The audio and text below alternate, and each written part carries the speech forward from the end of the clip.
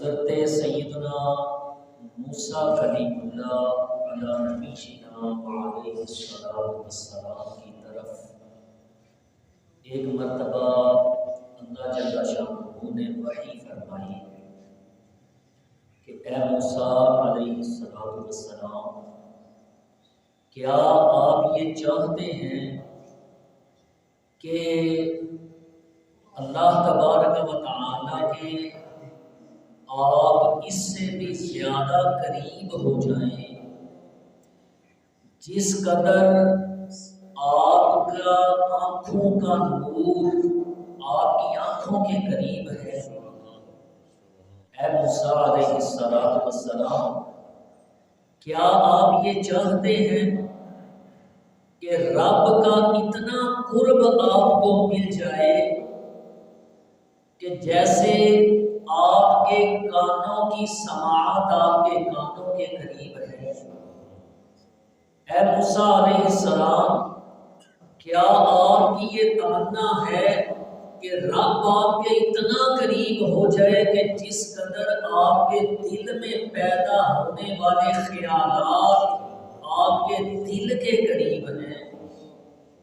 اے کلیم اللہ علیہ السلام، کیا آپ کی یہ خواہش ہے کہ رب کا قرب آپ کو اتنا مل جائے کہ جس قدر آپ کی روح آپ کے بدن کے قریب ہے؟ جب اللہ جل شانہ نے اپنے کلیم علیہ السلام سے یہ پوچھا تو کلیم اللہ علیہ السلام نے عرض کی، مالک و مولا کیوں نہیں، میری یہ تمنا ہے کہ مجھے واقعی تیرا اتنا قرب مل جائے، اور کیا چاہیے؟ رب تعالیٰ نے اپنا قرب ملنے کا فارمولہ، اس کا کلیہ، وہ آسان سا نسخہ اپنے نبی علیہ السلام کو جو ارشاد فرمایا فَأَكْثِرُوا الصَّلَاةَ عَلَى مُحَمَّدٍ صلی اللہ علیہ وسلم۔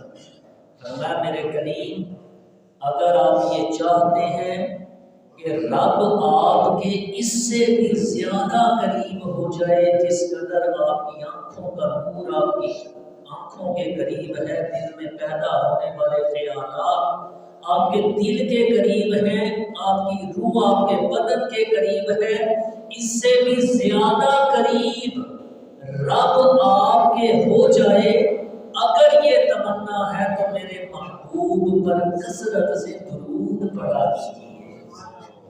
اللہ اکبر۔ وہ کلیم اللہ علیہ السلام جو رب سے ڈائریکٹ ہم کلام ہوا کرتے تھے، اتنا اللہ کا قرب ملا ہوا تھا، انہیں بھی قرب الہی پانے کے لیے میرے اور آپ کے آقا صلی اللہ علیہ وسلم کے وسیلے کی ضرورت ہے، اور وہ وسیلہ آسانی سے کیسے دستیاب ہو سکتا ہے؟ رب فرماتا ہے ان کی ذات پر کثرت سے درود پڑھا کریں، ان پر رحمت کی، ان پر سلامتی کی دعا کیا کریں۔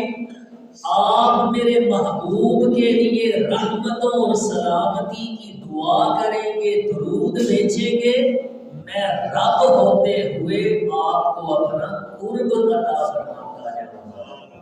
اور کتنا قریب، اندازہ کیجئے کہ ہمارا کلام ہماری زبان کے کتنا قریب ہے، کوئی فاصلہ اس میں ہے ہی نہیں۔ ہماری آنکھوں کا نور یہ ہماری آنکھوں کے کتنے قریب ہے، آنکھوں کے نور اور آنکھوں کے درمیان کوئی فاصلہ ہے ہی نہیں۔ روح جو بدن میں موجود ہے، بدن اور روح میں فاصلہ ہے ہی نہیں، رب فرماتا ہے اس سے بھی زیادہ قریب ہو جاؤں گا اگر میرے محبوب پر درود پڑھنے کی عادت بن جائے گی۔ جب اللہ کے کلیم علیہ السلام کو رب کا قرب حاصل کرنے کے لیے حضور پر درود درود پڑھنے کی تلقین کی جا رہی ہے تو مجھے اور آپ کو تو اور زیادہ کثرت کے ساتھ اپنے آقا مولا صلی اللہ علیہ وسلم پر درودوں کے گجرے نچھاور کرنے چاہیے۔ جتنا کوئی اللہ کے قریب ہونا چاہتا ہے اتنا حضور کی ذات پر درود پڑھے، قرب الہی سے ملتا چلا جائے گا۔ اللہ ہم سب کو بھی اپنے قرب کی بہاریں نصیب فرمائے اور قرب الہی پانے کے لیے ہمیں حضور کی ذات پر درود کی کثرت کی سعادت عطا فرمائے۔ ابھی سورۃ الفرقان قرآن مجید فرقان حمید کے 19ویں پارے میں ہے، اس کی آیت نمبر 62۔ یہ میں نے آپ کے سامنے تلاوت کرنے کا شرف حاصل کیا ہے۔ اگرچہ ہمارا جمعوں کے ان خطبوں میں ترتیب کے ساتھ قرآن مجید فرقان حمید کی تفسیر کا سلسلہ وہ بھی جاری ہے، انشاءاللہ جاری رہے گا بشرط زندگی، لیکن بعض کسی اہم ایونٹ پہ، کسی اہم موقع پہ، اس موقع کی مناسبت سے وہ بھی قرآن کی تفسیر کے ذریعے ہی، لیکن اس ایک ترتیب والے سلسلے کو کچھ موقوف کر کے کسی دوسری آیت کریمہ کے ذریعے ہم کچھ مدنی پھول چننے کی سعادت حاصل کرتے ہیں۔ اور یہ آیت کریمہ تلاوت کرنے کا میرا مقصد یا غرض وہ آج یہ ہے کہ جیسا کہ دسمبر یہ ختم ہو رہا ہے اور آگے نیا انگریزی سال جنوری سے 1 جنوری سے شروع ہوتا ہے، بعض نادان لوگ ہیپی نیو ایئر کے نام پر یہ دسمبر کی 31 دسمبر کی جو رات ہے صبح یعنی 1 جنوری ہونا ہو تو اس رات کو ہیپی نیو ایئر کے نام پہ یہ مختلف قسم کے گناہ کرتے ہیں، اس رات میں اللہ کی نافرمانیاں کرتے ہیں، اپنی طرف سے یہ سمجھتے ہیں کہ ہم یہ کوئی خوشی کر رہے ہیں نئے سال کی آمد پر، لیکن یہ عمل ان کا بعض اوقات آخرت میں جہنم کے گہرے گڑھوں میں انہیں لے جانے کا سبب بن جاتا ہے۔ اس موضوع پر عوام کو آگاہی دینے کے لیے یہ آیت کریمہ کا میں نے سہارا لیا اور اس آیت کریمہ کی تفسیر کے ذریعے ہم اسی موضوع سے متعلقہ کچھ عبرت کے اور کچھ سبق آموز مختلف رنگ برنگے مکے اور مدینے کی خوشبوؤں سے مہکتے ہوئے پھول چننے کی سعادت پائیں گے۔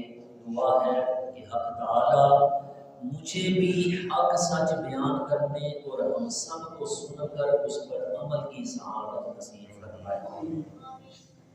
اللہ جل شانہ اس آیت کریمہ میں ارشاد فرماتا ہے وَهُوَ الَّذِي جَعَلَ اللَّيْلَ وَالنَّهَارَ، فرمایا کہ اور وہی رب ہے جس نے دن اور رات بنائے، وَهُوَ اور وہی ہے، کون وہی ہے؟ مالک اپنا تعارف کروا رہا ہے اپنی وحدانیت پر۔ رب نے ایک دلیل اس آیت کے اندر یہ قائم فرمائی کہ جس نے دن اور رات بنائے ہیں وہ رب ہے۔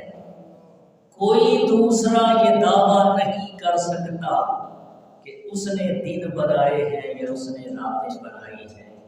اگر کوئی دعویٰ کرے تو وہ اپنے دعوے میں جھوٹا ہوگا، کیونکہ جس نے حقیقت میں یہ دن اور رات بنائے وہ مالک فرما رہا ہے وَهُوَ الَّذِي، اور وہی ذات ہے جس کی وحدانیت اس بات پر دلالت کرتی ہے کہ وہ دن اور رات کا مالک، ان کا خالق، دنوں اور راتوں کو بنانے والا، پیدا فرمانے والا، وہ اعلان فرما رہا ہے کہ اس نے دن بھی بنائے، راتیں بھی بنائی، اور یہ دن اور رات کیسے بنائے؟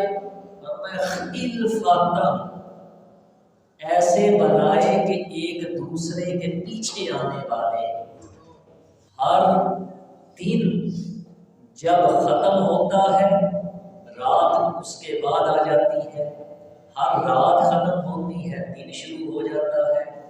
کبھی ایسے نہیں ہوا جب سے کائنات بنی ہے کہ دن آیا پھر رات کی بجائے دن ہی آ گیا ہو، رات گزری رات کے بعد دن نہ آیا ہو پھر رات آ گئی ہو، کبھی ایسا نہیں ہوا۔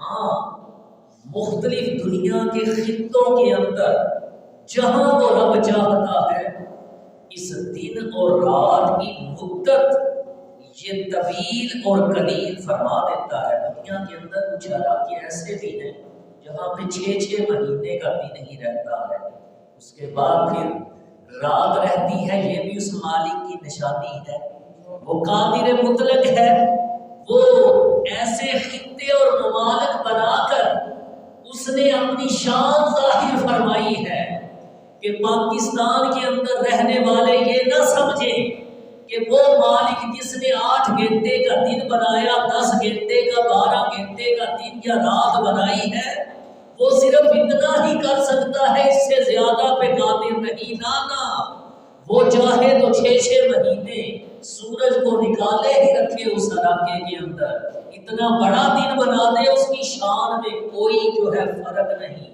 اس میں کوئی کمی یا کوئی عاجزی نہیں ہے۔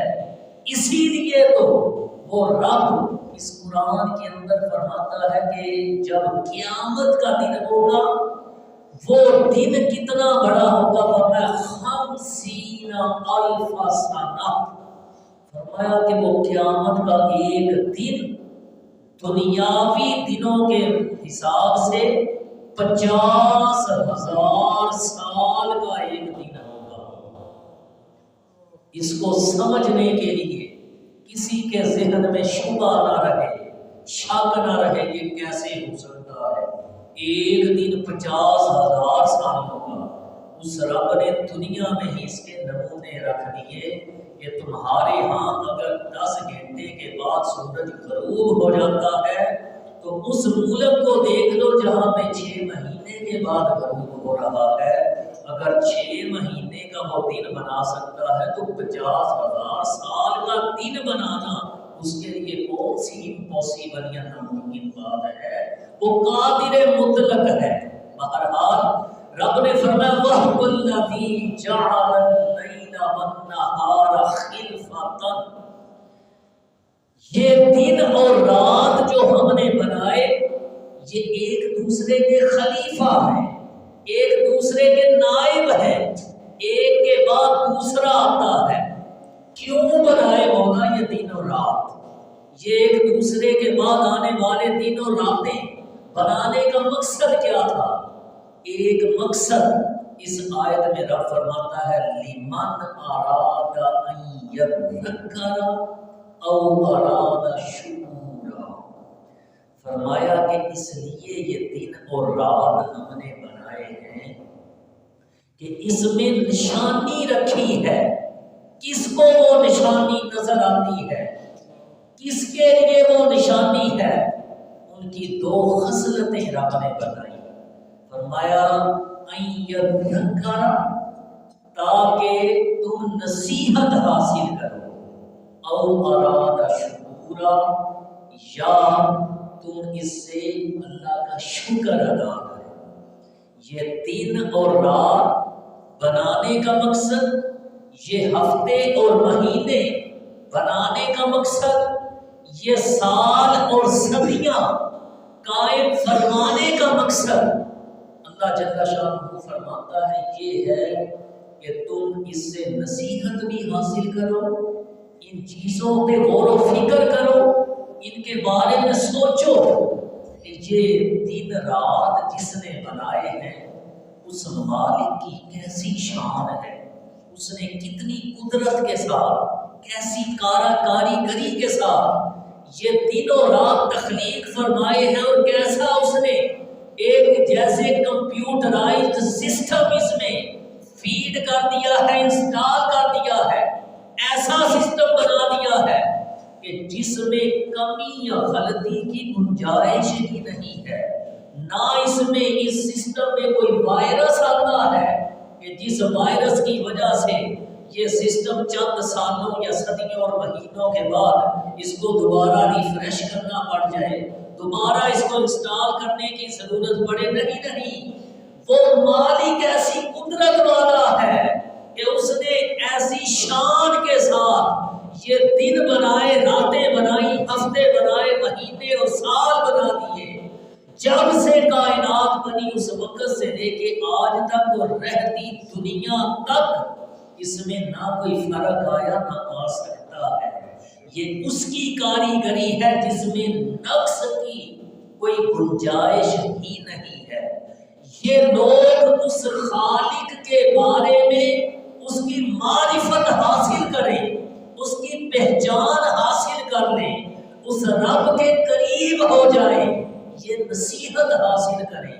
اس لیے یہ وقت کا تعین کرنے کے لیے رب نے دن رات یہ پیدا فرمائے،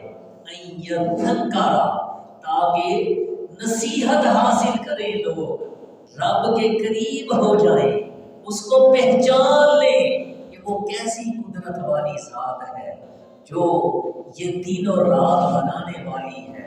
اور دوسری خصلت یہ بیان فرمائی، او اراد شکورا، یہ دن رات اس لیے بھی بنائے ہیں کہ تم اس کا شکر ادا کرو۔ ہر رات جب گزرے، صبح کا سورج تمہیں دیکھنا نصیب ہو، اللہ کا شکر ادا کرو۔ مولا میرا شکر ہے کہ تو نے ایک نیا دن پھر زندگی میں دیکھنا نصیب فرمایا ہے۔ اگر وہ سوئے ہی روح پرواز کر جاتی تو بندے کا اختیار ہی کتنا تھا، یہ بندہ کیا کر سکتا تھا؟ لیکن اس مالک نے رات کے بعد پھر نیا دن عطا فرما دیا، اس کا شکر ادا کیا جائے۔ جب دن کی روشنی ختم ہو رہی ہو، یہ سورج غروب ہو کر رات کے تارے چمکنا شروع ہوں، وہ رات کو دیکھ کر پھر اللہ کا شکر ادا کرے، مولا تیرا شکر ہے اس دن کی روشنی کے ختم ہونے کے ساتھ میری زندگی کے دن ختم نہیں ہوئے۔ اے اللہ، جیسے یہ دنیا کا آسمان کا سورج آج غروب ہو رہا ہے، مولا تیرا کتنا احسان ہے مجھ پہ، تیرا کروڑ شکر ہے کہ اس آسمان کے سورج کے غروب ہونے کے ساتھ میری زندگی کا سورج غروب نہیں ہوا ہے، مجھے اور تو نے مہلت عطا فرمائی ہے۔ اس مہلت سے فائدہ اٹھا کر میں تیری بارگاہ میں توبہ کر سکتا ہوں۔ اے اللہ، تو نے مزید نیکیاں کرنے کے لیے مجھے ایک رات یا ایک دن اور عطا فرما دی ہے۔ اے اللہ، تیرا کتنا شکر ہے، اس رب کا شکر ادا کیا جائے۔ رب فرماتا ہے یہ جو دن اور رات میں نے بنائے ہیں، یہ سال اور مہینے جو پیدا فرمائے، اس مقصد کے لیے تھے کہ تم نصیحت بھی حاصل کرو اور اس کے شکر گزار بندے بھی بنو۔